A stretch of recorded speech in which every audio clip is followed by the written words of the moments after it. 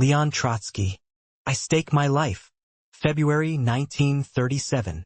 Trotsky's address to the New York Hippodrome Meeting was delivered by telephone from Mexico City for the opening event of the Dewey Commission on the Moscow trials on February 9, 1937. Transcription from a pamphlet issued in Great Britain by the Workers' International League, presumably in 1942. Thanks to Marxist.com for permission to copy this online edition. Dear listeners, comrades and friends, my first word is one of apology for my impossible English. My second word is one of thanks to the committee which has made it possible for me to address your meeting. The theme of my address is the Moscow trial. I do not intend for an instant to overstep the limits of this theme, which even in itself is much too vast. I will appeal not to the passions, not to your nerves, but to reason. I do not doubt that reason will be found on the side of truth. Leon Trotsky. I stake my life. The Zinoviev-Kamenev trial has provoked in public opinion terror, agitation, indignation, distrust, or at least, perplexity. The trial of Pyatakov has once more enhanced these sentiments. Such is the incontestable fact. A doubt of justice signifies, in this case, a suspicion of frame-up. Can one find a more humiliating suspicion against a government which appears under the banner of socialism? Where do the interests of the Soviet government itself lie? In dispelling these suspicions, what is the duty of the true friends of the Soviet Union? To say firmly to the Soviet government, it is necessary at all costs to dispel the distrust of the Western world for Soviet justice. To answer to this demand, we have our justice, the rest does not concern us much, is to occupy oneself, not with the socialist enlightenment of the masses, but with the policies of inflated prestige, in the style of Hitler or Mussolini. Even the friends of the USSR, who are convinced in their own hearts of the justice of the Moscow trials, and how many are there? What a pity that one cannot take a census of consciences.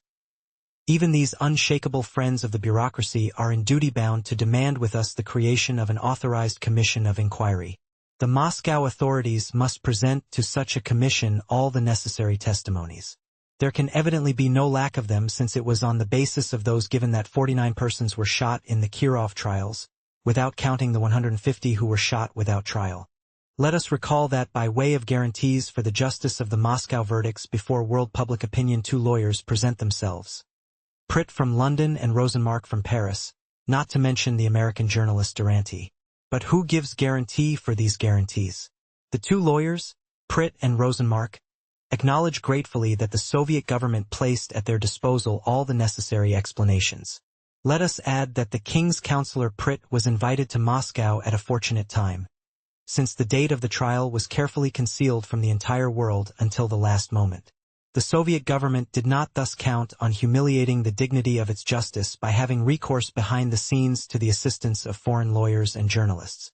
But when the socialist and trade union internationals demanded the opportunity to send their lawyers to Moscow, they were treated, no more and no less, as defenders of assassins and of the Gestapo. You know, of course, that I am not a partisan of the Second International or of the Trade Union International. But is it not clear that their moral authority is incomparably above the authority of lawyers with supple spines? Have we not the right to say, the Moscow government forgets its prestige before authorities and experts, whose approbation is assured to them in advance? It is cheerfully willing to make the King's Counsel Pritt a counselor of the GPU. But, on the other hand, it has up to now brutally rejected every examination which would carry with it guarantees of objectivity and impartiality. Such is the incontestable and deadly fact. Perhaps, however, this conclusion is inaccurate. There is nothing easier than to refute it. Let the Moscow government present to an international commission of inquiry serious, precise and concrete explanations regarding all the obscure spots of the Kirov trials. And apart from these obscure spots there is, alas, nothing. That is precisely why Moscow resorts to all kinds of measures to force me, the principal accused, to keep my silence. Under Moscow's terrible economic pressure, the Norwegian government placed me under lock and key. What good fortune that the magnanimous hospitality of Mexico permitted me and my wife to meet the new trial, not under imprisonment, but in freedom. But all the wheels to force me once more into silence have again been set into motion.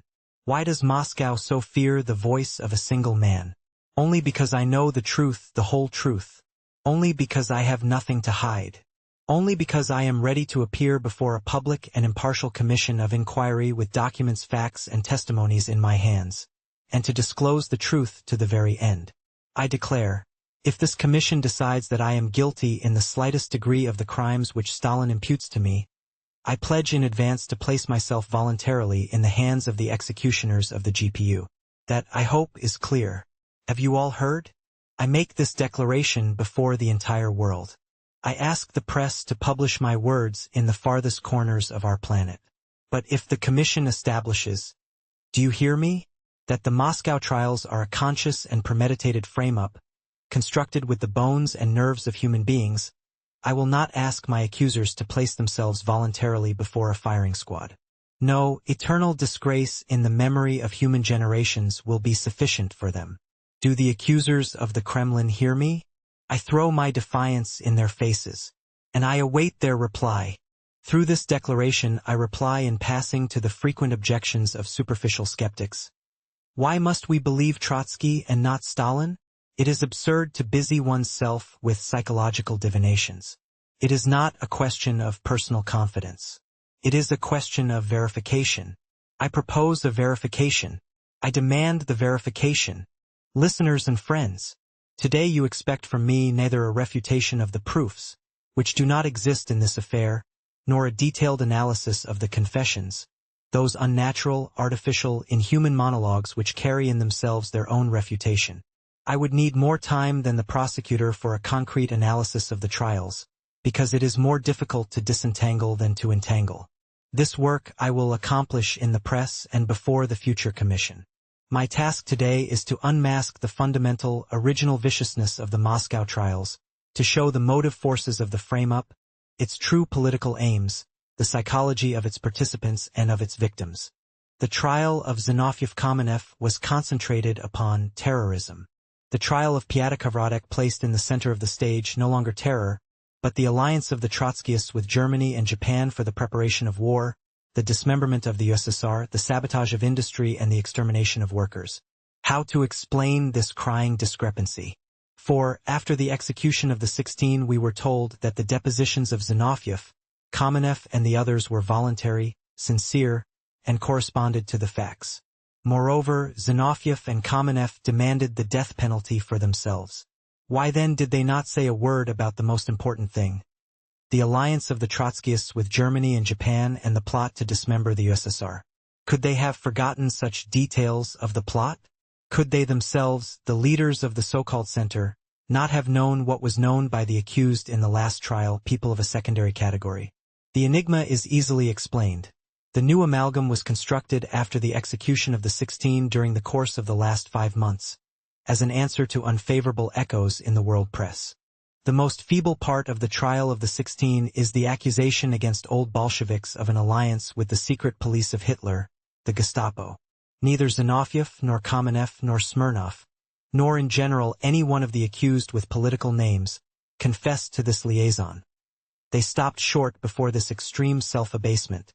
It follows that I, through obscure, unknown intermediaries such as Olberg, Berman, Fritz David and others, had entered into an alliance with the Gestapo for such grand purposes as the obtaining of a Honduran passport for Olberg. The whole thing was too foolish. No one wanted to believe it. The whole trial was discredited. It was necessary to correct the gross error of the stage managers at all costs.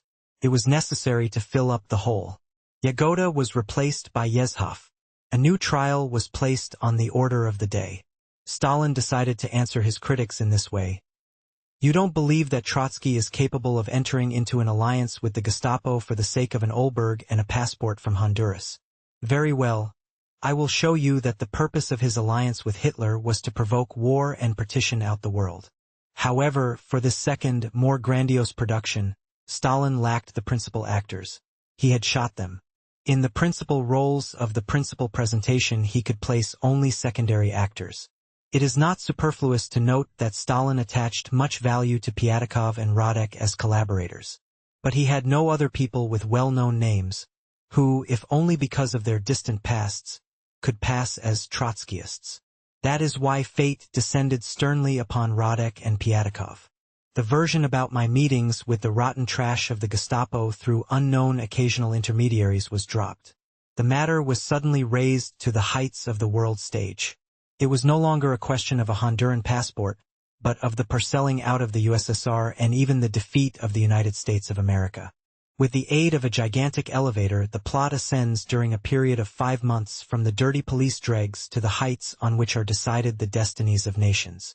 Zinoviev, Kamenev, Smirnov, Mrachkovsky went to their graves without knowing of these grandiose schemes, alliances, and perspectives. Such is the fundamental falsehood of the last amalgam. In order to hide, even if only slightly, the glaring contradiction between the two trials, Pyatakov and Radek testified, under the dictation of the GPU, that they had formed a parallel center in view of Trotsky's lack of confidence in Zinoviev and Kamenev. It is difficult to imagine a mere stupid and deceitful explanation. I really did not have confidence in Zinoviev and Kamenev after their capitulation, and I have had no connection with them since 1927. But I had still less confidence in Radek and Pyatakov. Already in 1929 Radek delivered into the hands of the GPU the oppositionist Blumkin, who was shot silently and without trial. Here is what I wrote then in the bulletin of the Russian opposition which appears abroad. After having lost the last remnants of moral equilibrium, Radek does not stop at any abasement. It is outrageous to be forced to quote such harsh statements about the unfortunate victims of Stalin. But it would be criminal to hide the truth out of sentimental considerations. Radek and Pyatakov themselves regarded Zinoviev and Kamenev as their superiors, and in this self-appreciation they were not mistaken. But more than that, at the time of the trial of the 16, the prosecutor named Smirnov as the leader of the Trotskyists in the USSR. The accused Mrachkovsky, as a proof of his closeness to me, declared that I was accessible only through his intermediation, and the prosecutor in his turn emphasized this fact. How then was it possible that not only Zinoviev and Kamenev but Smirnov, the leader of the Trotskyists in the USSR, and Mrachkovsky as well, knew nothing of the plans about which I had instructed Radek, openly branded by me as a traitor? Such is the primary falsehood of the last trial. It appears by itself in broad daylight. We know its source. We see the strings offstage. We see the brutal hand which pulls them. Radek and Pyatakov confessed to frightful crimes. But their crimes, from the point of view of the accused and not of the accusers, do not make sense. With the aid of terror, sabotage, and alliance with the imperialists, they would have liked to re-establish capitalism in the Soviet Union. Why? Throughout their entire lives they struggled against capitalism. Perhaps they were guided by personal motives. The lust for power? The thirst for gain? Under any other regime Pyatakov and Radek could not hope to occupy higher positions than those which they occupied before their arrest. Perhaps they were so stupidly sacrificing themselves out of friendship for me? An absurd hypothesis. By their actions, speeches, and articles during the last 8 years, Radek and Pyatakov demonstrated that they were my bitter enemies. Terror? But is it possible that the oppositionists, after all the revolutionary experience in Russia, could not have foreseen that this would only serve as a pretext for the extermination of the best fighters? No, they knew that, they foresaw it, they stated it hundreds of times. No, terror was not necessary for us. On the other hand, it was absolutely necessary for the ruling clique. On the 4th of March 1929, 8 years ago, I wrote, "Only one thing is left for Stalin, to attempt to draw a line of blood between the official party and the opposition. He absolutely must connect the opposition with attempts at assassination, the preparation of armed insurrection, etc. Remember, Bonapartism has never existed in history without police fabrications of plots.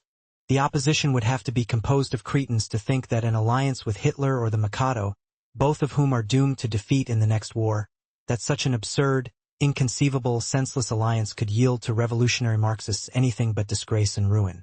On the other hand, such an alliance of the Trotskyists with Hitler was most necessary for Stalin. Voltaire says, "If God did not exist, it would be necessary to invent him." The GPU says, "If the alliance does not exist, it is necessary to fabricate it." At the heart of the Moscow trials is an absurdity. According to the official version, The Trotskyists had been organizing the most monstrous plot since 1931. However, all of them, as if by command, spoke and wrote in one way but acted in another. In spite of the hundreds of persons implicated in the plot, over a period of 5 years, not a trace of it was revealed. No splits, no denunciations, and no confiscated letters, until the hour of the general confessions arrived. Then a new miracle came to pass. People who had organized assassinations, prepared war, divided the Soviet Union, these hardened criminals suddenly confessed in August 1936, not under the pressure of proofs, no, because there were no proofs, but for certain mysterious reasons, which hypocritical psychologists declare are peculiar attributes of the Russian soul. Just think, yesterday they carried out railroad wrecking and poisoning of workers, by unseen order of Trotsky. Today they are Trotsky's accusers and heap upon him their pseudo-crimes. Yesterday they dreamed only of killing Stalin. Today they all sing hymns of praise to him. What is it? A madhouse? No, the Messrs. Duranty tell us. It is not a madhouse, but the Russian soul. You lie, gentlemen, about the Russian soul. You lie about the human soul in general. The miracle consists not only in the simultaneity and the universality of the confessions. The miracle, above all, is that, according to the general confessions, the conspirators did something which was fatal precisely to their own political interests, but extremely useful to the leading clique. Once more the conspirators before the tribunal said just what the most servile agents of Stalin would have said. Normal people, following the dictates of their own will, would never have been able to conduct themselves as Zinoviev, Kamenev, Radek, Pyatakov, and the others did.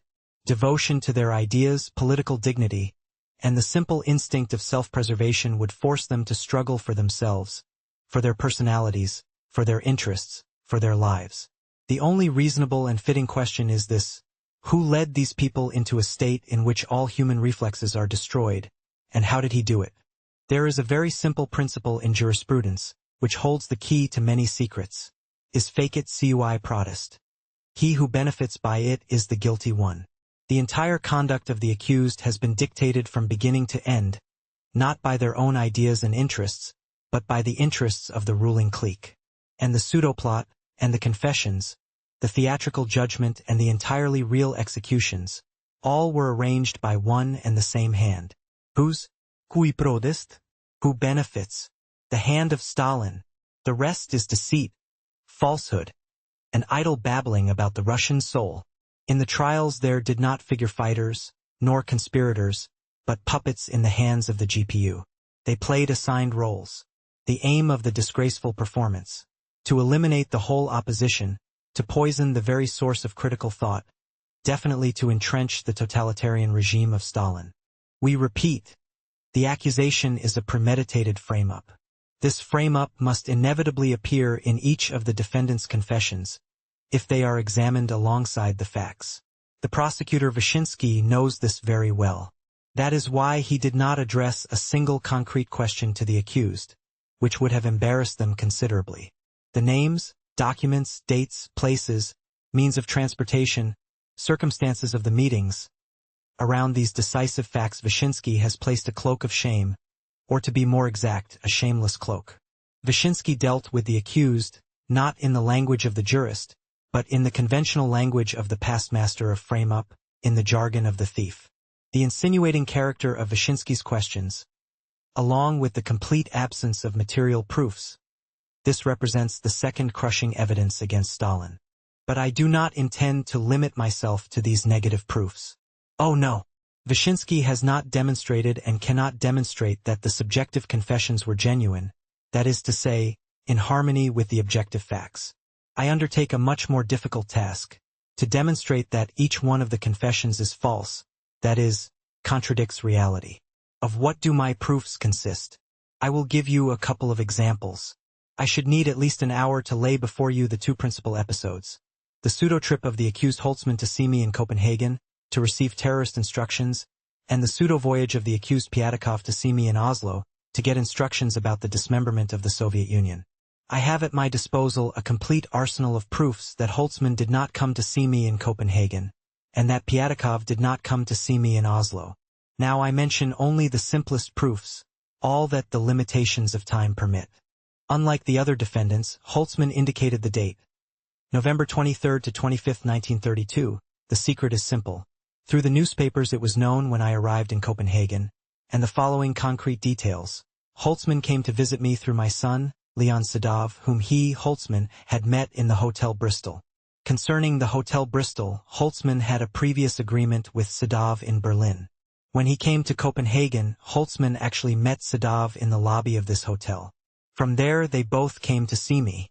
At the time of Holtzman's rendezvous with me, Sadov, according to Holtzman's words, frequently walked in and out of the room. What vivid details! We sigh in relief. At last we have not just confused confessions but also something which looks like a fact. The sad part of it, however, dear listeners, is that my son was not in Copenhagen. Neither in November 1932 nor at any other time in his life. I beg you to keep this well in mind. In November 1932, my son was in Berlin, that is, in Germany and not in Denmark, and made vain efforts to leave in order to meet me and his mother in Copenhagen. Don't forget that the Weimar democracy was already gasping out its last breath, and the Berlin police were becoming stricter and stricter. All the circumstances of my son's procedure regarding his departure are established by precise evidence. Our daily telephonic communications with my son from Copenhagen to Berlin can be established by the telephone office in Copenhagen. Dozens of witnesses, who at that time surrounded my wife and myself in Copenhagen, knew that we awaited our son impatiently, but in vain. At the same time, all of my son's friends in Berlin know that he attempted in vain to obtain a visa. Thanks precisely to these incessant efforts and obstacles, the fact that the meeting never materialized remains in the memories of dozens of people.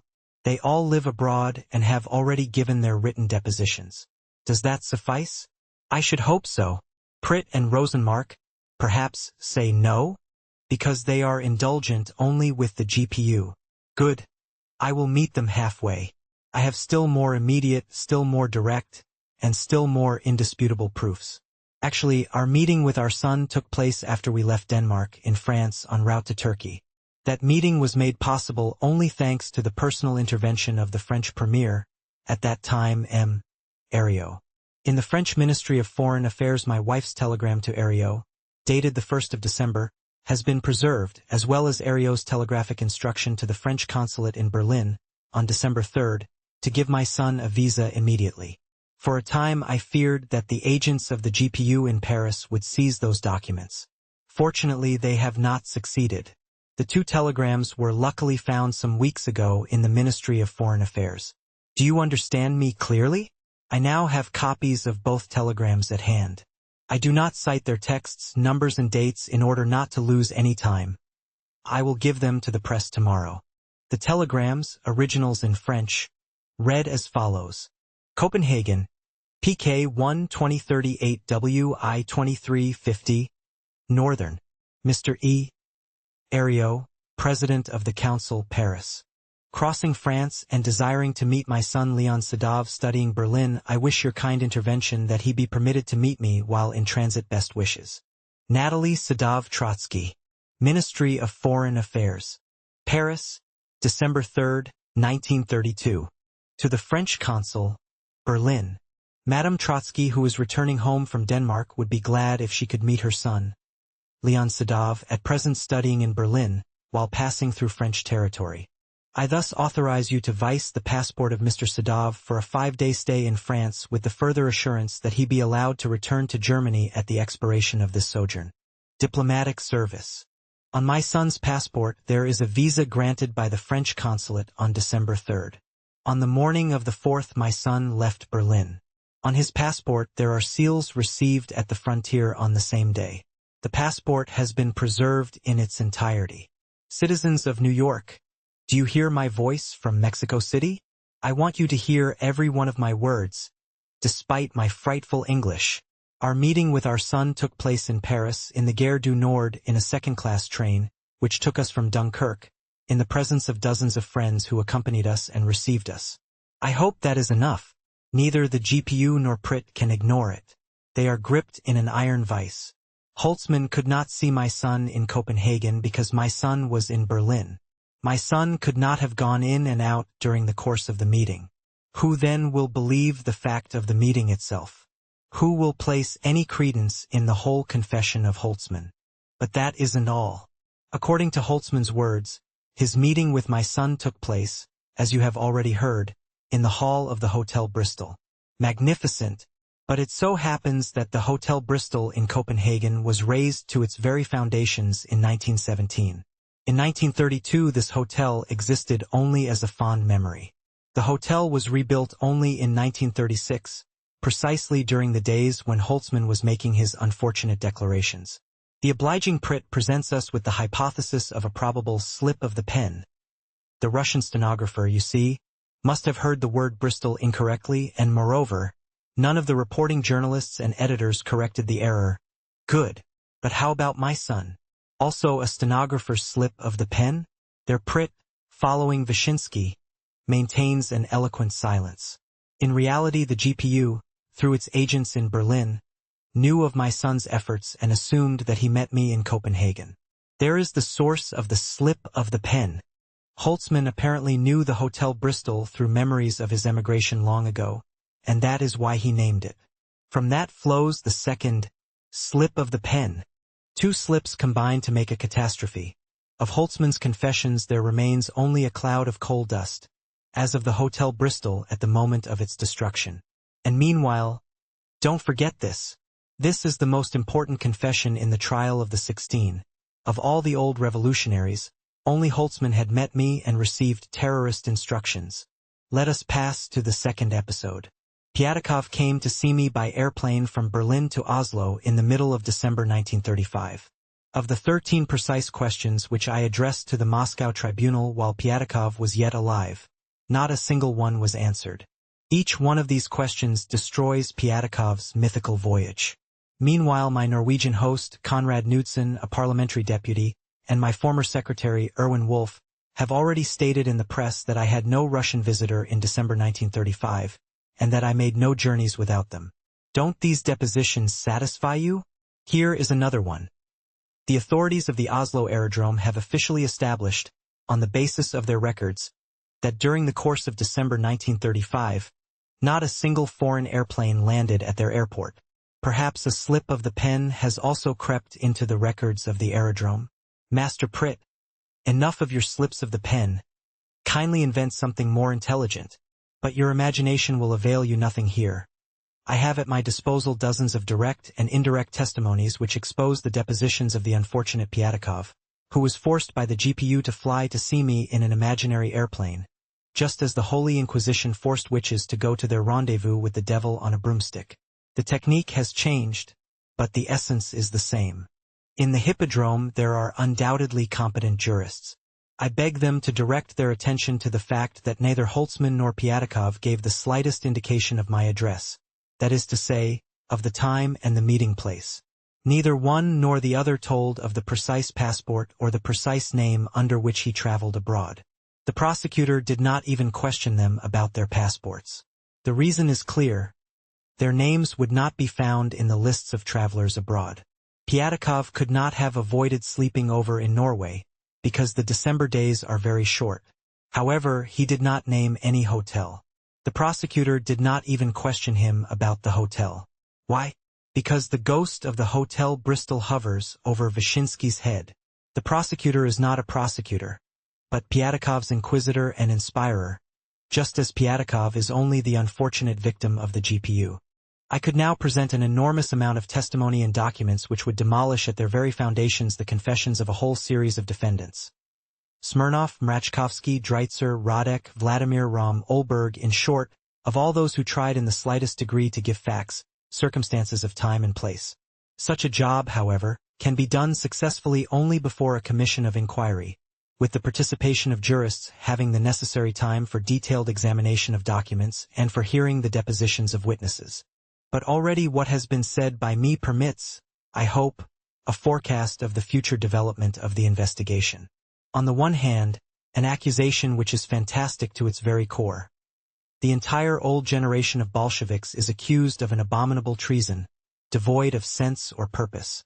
To establish this accusation the prosecutor does not have at his command any material proofs, in spite of the thousands and thousands of arrests and searchings. The complete absence of evidence is the most terrible evidence against Stalin. The executions are based exclusively on forced confessions. And when facts are mentioned in these confessions, they crumble to dust at the first contact with critical examination. The GPU is not only guilty of frame-up. It is guilty of concocting a rotten, gross, foolish frame-up. Impunity is depraving. The absence of control paralyzes criticism. The falsifiers carry out their work no matter how. They rely on the sum total effect of confessions and executions. If one carefully compares the fantastic nature of the accusation in its entirety with the manifest falsehood of the factual depositions, what is left of all these monotonous confessions? The suffocating odor of the inquisitorial tribunal, and nothing more. But there is another kind of evidence which seems to me no less important. In the year of my deportation and the 8 years of my emigration, I wrote to close and distant friends about 2,000 letters dedicated to the most vital questions on current politics. The letters received by me and the copies of my replies exist. Thanks to their continuity, these letters reveal, above all, the profound contradictions, anachronisms and direct absurdities of the accusation, not only insofar as myself and my son are concerned, but also as regards the other accused. However, the importance of these letters extends beyond that fact. All of my theoretical and political activity during these years is reflected without a gap in these letters. The letters supplement my books and articles. The examination of my correspondence, it seems to me, is of decisive importance for the characterization of the political and moral personality, not only of myself, but also of my correspondents. Vyshinsky has not been able to present a single letter to the tribunal. I will present to the commission or to a tribunal thousands of letters, addressed, moreover, to the people who are closest to me and from whom I had nothing to hide, particularly to my son, Leon. This correspondence alone by its internal force of conviction nips the Stalinist amalgam in the bud. The prosecutor with his subterfuges and his insults and the accused with their confessional monologues are left suspended in thin air. Such is the significance of my correspondence. Such is the content of my archives. I do not ask anybody's confidence. I make an appeal to reason, to logic, to criticism. I present facts and documents. I demand a verification. Among you, dear listeners, there must be not a few people who freely say, "The confessions of the accused are false," that is clear. But how was Stalin able to obtain such confessions? Therein lies the secret. In reality, the secret is not so profound. The Inquisition, with a much more simple technique, extorted all sorts of confessions from its victims. That is why the democratic penal law renounced the methods of the Middle Ages, because they led not to the establishment of the truth, but to a simple confirmation of the accusations dictated by the inquiring judge. The GPU trials have a thoroughly inquisitorial character. That is the simple secret of the confessions. The whole political atmosphere of the Soviet Union is impregnated with the spirit of the Inquisition. Have you read Andrei Gide's little book, Return from the USSR? Gide is a friend of the Soviet Union but not a lackey of the bureaucracy. Moreover, this artist has eyes. A little episode in Gide's book is of incalculable aid in understanding the Moscow trials. At the end of his trip, Gide wished to send a telegram to Stalin, but not having received the inquisitorial education, he referred to Stalin with the simple democratic word, you. They refused to accept the telegram.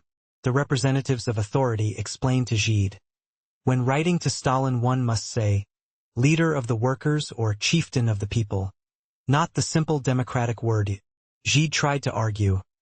Isn't Stalin above such flattery? It was no use.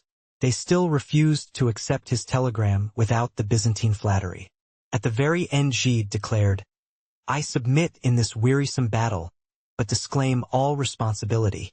Thus a universally recognized writer and honored guest was worn out in a few minutes and forced to sign, not the telegram which he himself wanted to send, but that which was dictated to him by petty inquisitors.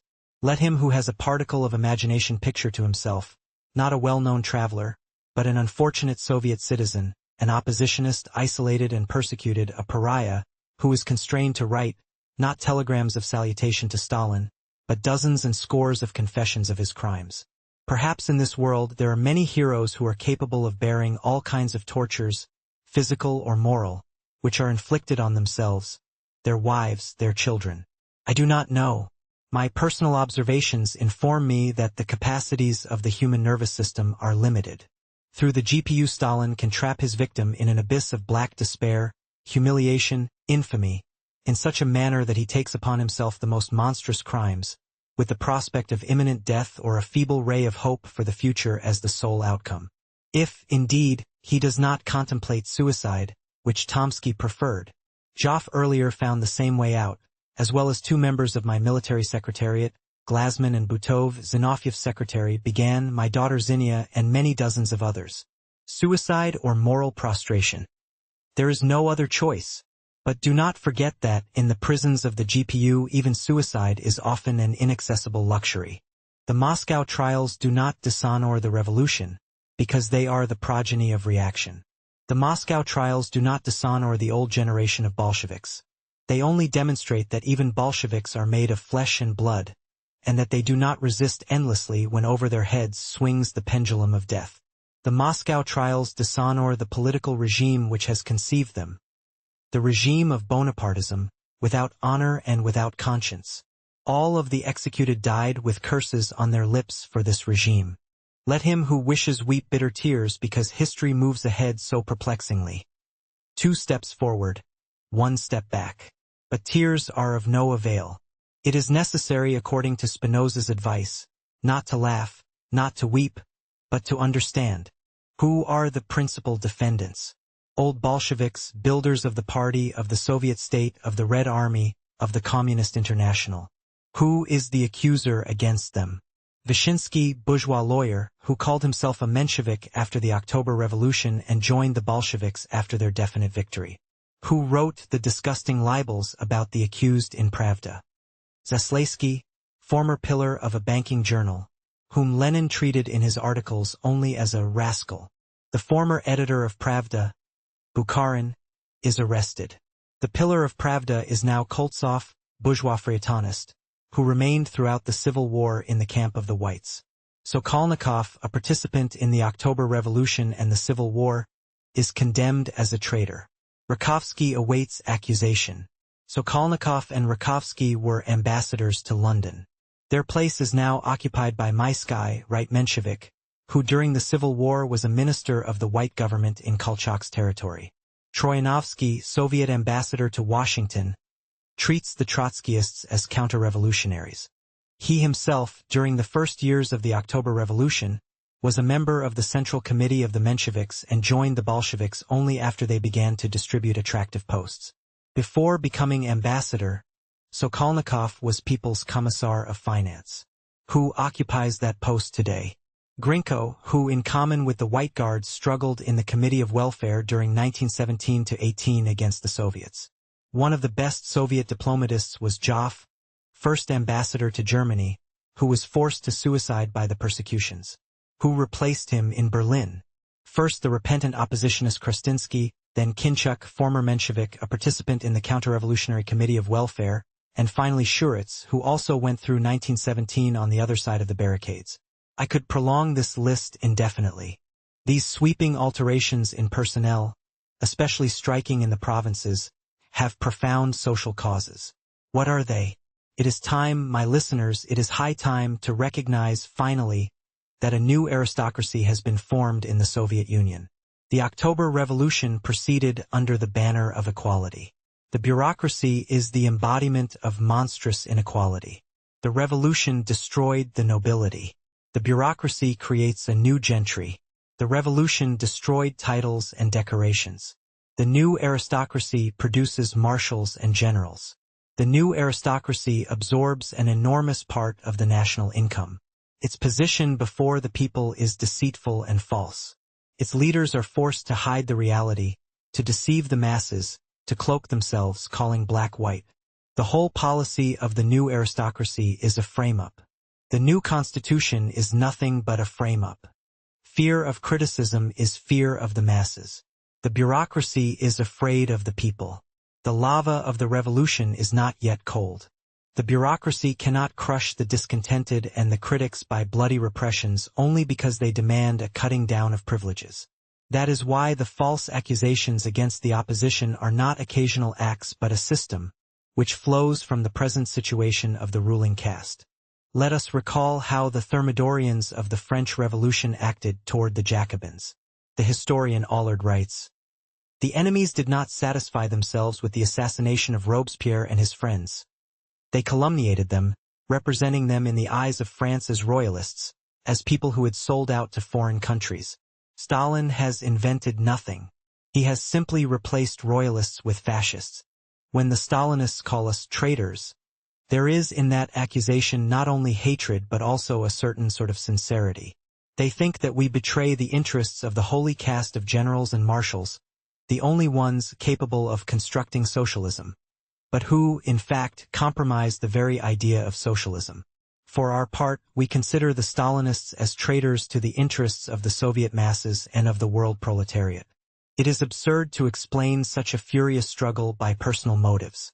It is a question not only of different programs but also of different social interests, which clash in an increasingly hostile fashion. And what is your diagnosis? You will ask me, what is your prognosis?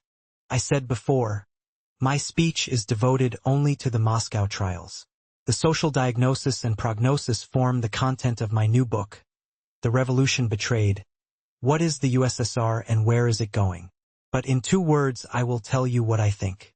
The fundamental acquisitions of the October Revolution, the new forms of property which permit the development of the productive forces, are not yet destroyed, but they have already come into irreconcilable conflict with the political despotism. Socialism is impossible without the independent activity of the masses and the flourishing of the human personality. Stalinism tramples on both. An open revolutionary conflict between the people and the new despotism is inevitable. Stalin's regime is doomed. Will the capitalist counter-revolution or workers' democracy replace it? History has not yet decided this question. The decision depends also upon the activity of the world proletariat. If we admit for a moment that fascism will triumph in Spain, and thereby also in France, the Soviet country, surrounded by a fascist ring, would be doomed to further degeneration, which must extend from the political superstructure to the economic foundations. In other words, the debacle of the European proletariat would probably signify the crushing of the Soviet Union. If on the contrary the toiling masses of Spain overcome fascism, if the working class of France definitely chooses the path of its liberation, then the oppressed masses of the Soviet Union will straighten their backbones and raise their heads.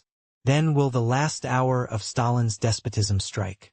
But the triumph of Soviet democracy will not occur by itself.